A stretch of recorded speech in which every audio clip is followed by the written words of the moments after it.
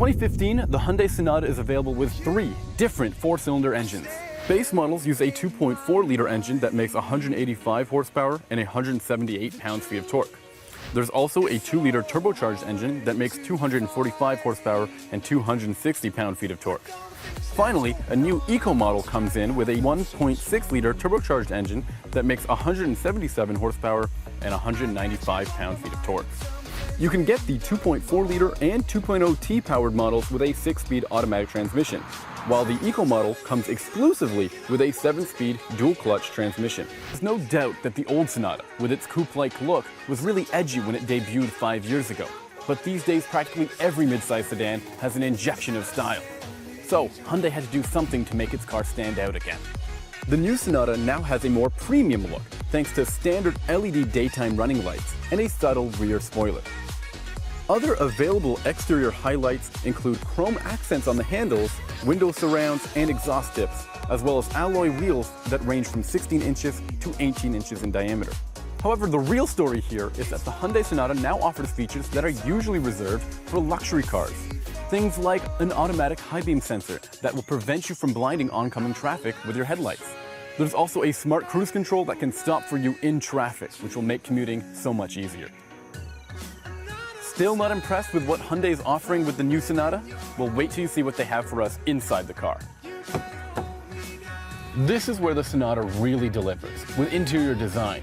According to Hyundai, they spent a lot of time thinking about ergonomics, and this is what they've come up with.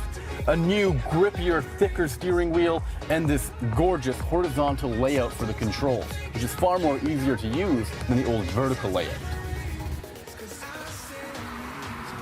But what I really like is the premium feeling and looking accents. Like the new Genesis sedan, the Sonata puts a lot of emphasis on nailing the little details, and you can get really nice trim finishes, including a wood grain trim like this model has, or a sporty 3D looking trim in the sportier models. But the Hyundai doesn't just look premium on the inside, it comes with quite a few convenience features, like heated and cooled front seats, a heated steering wheel, even heated rear seats, and a segment-exclusive rear window shade. With features like this, sometimes it feels like Hyundai is benchmarking Lexus rather than Toyota. The Sonata also comes with quite a few unique multimedia and telematics upgrades. For example, you can get an upgraded 400-watt sound system, and it also allows you to pause and record live XM radio, kind of like a PVR for the road. There's also the Hyundai BlueLink telematics system, which provides you with Google-powered destination searches for your navigation system. And finally, for the techies out there, Hyundai promises CarPlay support for Apple iPhone users, making it one of the first cars in its class to get the system. The company also recently announced Android Auto support as well, making this car perfect for those who live by their smartphones, like me. On the road, you'll notice that this new Sonata is far more comfortable and confident feeling than the last generation model, and that's because Hyundai has spent a lot of time revising the front and rear suspension setup. What that means is the car feels far more planted when you hit some choppy pavement. Hyundai also looked to resolve the vague on-center steering feel from the last generation model, and they've really got something that works here. There are 2 different kinds of electric power steering, one for the 2.4-liter and 1.6-liter models, and one in the 2.0T models. Both steering setups provide really good feedback, and you also have the opportunity to change the way the steering feels thanks to a drive mode selector. There are 3 different drive modes: Sport, Eco, and Normal, and each drive mode affects the engine responsiveness as well as the transmission shift logic.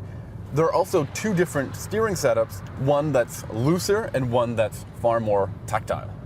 We're driving the 2.0T model, which makes 245 horsepower and 260 pound-feet of torque.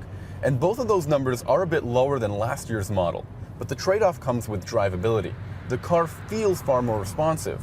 It also feels smoother on the road. The power delivery is quite good, and the torque curve is virtually flat.